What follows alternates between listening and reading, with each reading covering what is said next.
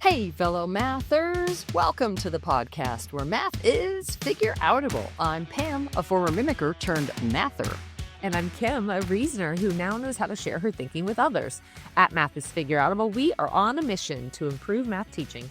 We know that algorithms are amazing historic achievements, but y'all, they're terrible teaching tools because mimicking step-by-step procedures actually traps students into using less sophisticated reasoning than the problems are intended to develop. In this podcast, we help you teach mathing, building relationships with your students and grappling with mathematical relationships. We're so glad you're with us to make math more FigureOutable. Hey.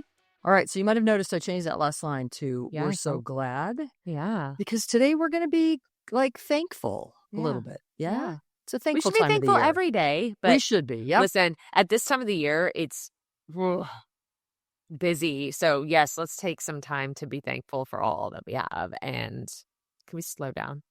Yes. Yes, let's do. Let's have Okay. a good podcast today. Yeah, I'll try to stay focused. So let's start off. We got the sweetest review from our friend Laura Tomas. It was a bit ago, but Aw. so sweet.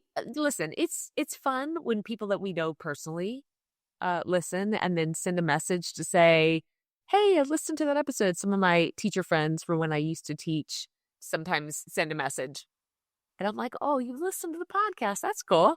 Anyway, so Laura said, YouTube are the best. If you are a math teacher, a parent, or someone interested in learning how math is FigureOutable, you must listen to this podcast. Pam and Kim are so knowledgeable and relatable. Thankful to you for putting your work out into the world. Aw, thanks, Laura. Thank you. Appreciate that. Yeah. Nice. Well, that's very thankful. That's a brilliant way to start our thankful episode as we're Yeah. nearing the end of the calendar year.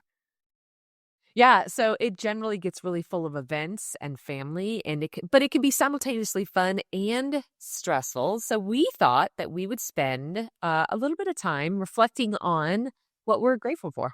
Yeah, we'll express some gratitude today. Yeah. So let's start, Kim, with our podcast listeners. Yeah. Y'all, we're so grateful that you're taking the time to improve your craft. Like here you are listening to a podcast on math teaching. Who knew that would go anywhere? Right. It's funny, Kim, I was just a little while ago in Halifax, Nova Scotia, and a couple people mentioned that they listened to the podcast and they were sort of grateful for it. And I smiled and I said, when Kim and I record, sometimes we kind of wonder, does anybody listen? Like it's just the two of us chatting with each other. I So know. listeners, thank you so much for taking the time to hang out with us a little bit and really talk about math teaching and teaching Yeah. and math and spending time on improving the craft of teaching. We honor you for taking that time because not everybody does. And that it's a thing and we're grateful for you. For sure. I think even if nobody listened, which, we should probably look into that, but even if they didn't, I'm grateful because we get to have conversations that, sometimes maybe we don't set aside the time to do that. So I'm glad that people listen. You know who I'm really grateful for? Tell me. Our teacher Facebook group. That group is amazing. I don't know. I know you are not a Facebook fan and I know you don't spend a ton of time in groups, but I am in some other groups and I'm going to just say that I think this group, that the community that we have, these people are amazing. They share ideas. They're so positive. They ask great questions, which make me think. And, unlike some other groups, we wrestle with some important ideas and sometimes I push back on some ideas. But anyway, thank you, Teacher Facebook group. You make me better. You make everyone in our team better. If you're not in the community, join us. You are always welcome. And if they're going to look, yeah, if they're going to look that up, it's with what's it called? It's the Math is FigureOutable community, Math is FigureOutable teacher Facebook group. Wonderful. Yeah. Every once in a while, I'll dive in. You're right. I'm not a big Facebook fan, but that is the one group that is, like you said, positive, moving so forward. Upbeat. Yeah. Yeah, it's nice. So I'd also like today to express gratitude to those of you who have taken our workshops, our online asynchronous workshops, because you're taking time and space to dive into specific content. Yeah. And I'm also super grateful for those who are in our teacher coaching group that we call Journey, because they're taking an extra step to ask more questions and continue to learn and really dive into more than just like one specific area of content. I'm also super grateful for our leader coaching group. We call those our Journey Leaders. Y'all, they are diving in to help systems and adults really move forward and make shifts in teaching in large scale. Really grateful for the effort that they put into being both a leader and a continuing math learner. Super great group. Thank you for making teaching and leading your priority, for always improving for your students. Yeah. And selfishly, these people ask us questions and it makes us think. We examine, Ooh, yeah. They ask questions that we go, man, that's a great question. What do we think about that? And how does that fit in with the beliefs that we have been sharing? So Well, let thank me you for add on making to us that. better. Yeah, I'll add on to that there's certain areas that, golly, how do I say this? What I mean? Areas that I taught, I have really thought hard about how to teach as FigureOutable. Yeah. Areas where, Kim, you've pushed me on. And now what you're saying is areas where our Journey members or Journey leader or workshop participants, when they say, not only what about this pedagogy, but also what about this content? Like, how do you teach this? And we're getting pretty, what's a good word? Pretty deep, pretty Yeah. in depth, pretty, Yep. there's a better word I want. They're not surface level questions. It's not surface and like it's specific. It's like, well, how about this part of rounding, or how about this part of long division, or how about this part of solving equations? And that is, I love it because it like you said, it kind of gives us the reason, the impetus, we then have to create space to dive in and really think hard about how do we make that little part of math more FigureOutable, and how do we teach it better? It's our learning community. It's our professional learning community of people who have chosen to be a part of Math's FigureOutable, and it's just so much fun. So much It's fun to keep awesome. learning. Yep. Speaking of people that we learn from, and there are some people out there. There's so many, right? There's so many. We're not going to name them. There are so many amazing people that we are reading from, listening to, and we get to be in those spaces. We're so lucky to get to go to conferences and participate in summits and get to hear from other leaders and really examine our own beliefs. And it's so much fun. And I'm so filled with gratitude that we have this space, and there's a bunch of different ways in book form and in, like I said, summits and workshops that we now can be connected with other leaders and just wrestle in conversations. And I'm just so grateful for the constant learning that we get to do, and all the people who are putting themselves out there and their work out there. Thankful for the math community. Very thankful for those very thoughtful leaders out there that, like you said, that are sort of pushing the envelope and helping us all get more consistent and being more successful teaching all students, and in a way that is making math more FigureOutable. Yeah. And really appreciate that. I'm just going to add that it's not always easy to put what you think out there, to put something in writing, to share the research that's happening, because, sometimes always there's going to be somebody who has a commentary about it. So, it takes some, I don't know, maybe guts to put your work out there. And I'm just, like I said, I'm so grateful that people are willing to do that, to forward move, to further education for students. And Kim, I've had some conversations recently with a lot of big names, and I think maybe we definitely mean we definitely mean the people that, have a lot of reputation behind them and the research and everything. And we're very grateful for that work. I'm also grateful for many of the sort of smaller, is that the right word? Help me, Kim. Consultants that I've met lately that are just beginning their consultancy. Yeah. They're just beginning right? to be coaches, and there's the fresh, and there's the potential to have imposter syndrome and to think, do I have enough to share? Do I have enough background? Yes. Do I know enough? Do I have enough expertise? And I just want to encourage everybody to keep moving forward. I think one of the best gifts that we can all give the education community is our humility, that we don't know it all, but we're here to learn together. And that we're here to dive in and wrestle together, and all the voices matter. all the voices matter. And especially, I think if we can come into it with the humility of saying, let's learn together. And I'm not just listening to students. That's super important, but we're also listening to each other as adults. We're trying to understand each other and our perspectives. One of the things I keep talking about is how we have this communication problem where we have come from these different distorted ways of looking at math and how that might be impacting the way we teach and the way that we listen to each other. So yeah, I'm really grateful for people who are willing to listen and dive in and do the work to help make us all better and, make an occasional misstep and then own up to it. And we did it all the time on the podcast. Yeah. Where, you push me on something and I'll push back and we're both better for it. Right. Yeah, Right. nice. All right. How about the next what one? else? Yeah, I've got another gratitude. Okay. I almost called you Tim. I'll take it. Because I was going to say team and Kim at the same time.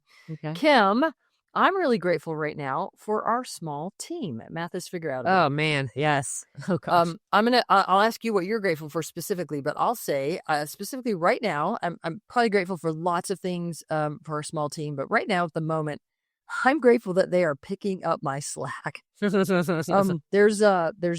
a small team, and I am right now being able to do more kind of big chunky things that are taking up a lot of my bandwidth, and I really appreciate that people are kind of like, hey, have you forgotten about? And I'm like, oh yeah, actually, and so I appreciate them picking up the slack and giving me and everybody on the team grace when we're all human and things fall through the cracks. I'm really grateful for the attitude of being willing to just sort of be in the grind with us and picking up each other's slack and giving each other grace. Yeah.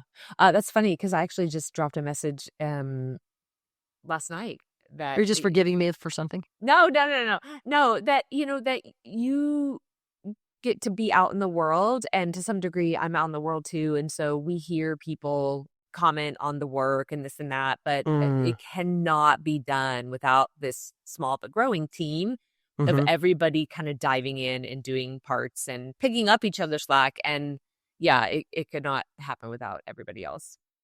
I am really grateful for our team as well. Sometimes I talk really fast and I think really fast. I think you have that skill as well. Getting us together in a room is super fun. But I'm really grateful for people who slow me down and ask really hard questions to say, wait, surely you don't mean this, or do you mean that? Or what would that actually look like in practice? Because I think us thinking through the details and getting asked the hard questions may not be always fun. But in the same way that, we learn from other people, we are learning from this team as well. And I'm grateful for that. Well, with that, I'm going to narrow in on the team a little bit and maybe say, Kim, I'm super grateful for you. Well, thanks. I'll give a really specific, golly, was it 5 years ago? I don't even know. Many, many episodes ago, Sue kept pushing us to create a podcast. And I said, there's no way that I will be able to be consistent with this. And you said, I'll make it happen. I'm nothing if not consistent. And you have. And we have, for however many episodes, what are we on? 200 something? I don't even know. Like almost 300. Almost 300 episodes. Good gravy. That doesn't even count the Master Chat episodes. You have made it happen. That's one thing I'm grateful for. I'm grateful that when I was in your third grade classroom, fourth grade classroom, fifth grade classroom, I would do things in professional learning sessions, and then I would go in your classroom and you'd made it better. I would be like, wait, what? That's not what I said. How bold was I that many years ago? Well, and I think in a big way, you just kind of did what you knew was best. And I would be like, oh, that tweak, that. Okay. And then we'd, bang it around. And the times that you would push back, you really, in a big way, helped me see some blind spots in a couple of ways. I think one, interpersonal wise, there's times where you'll go, I'm not sure. Try that again. Just sort of relationship wise, I think you push back well and kind of helped me see some blind spots. Also, mathematically, I think you had, for whatever reason, the opportunity as a young kid to think and reason about math. And so when, we're right in the 6-8 and the 9-12 developing mathematical reasoning grade band books right now. And there are times where I'm like, Kim, if I just gave this to you, like, what would you think about? Yeah. It's not even like the content that you taught, Yeah. but I really want to know what your fresh take is on it. Yeah. To see, do I have a blind spot? Is there something I'm not thinking about? Yeah.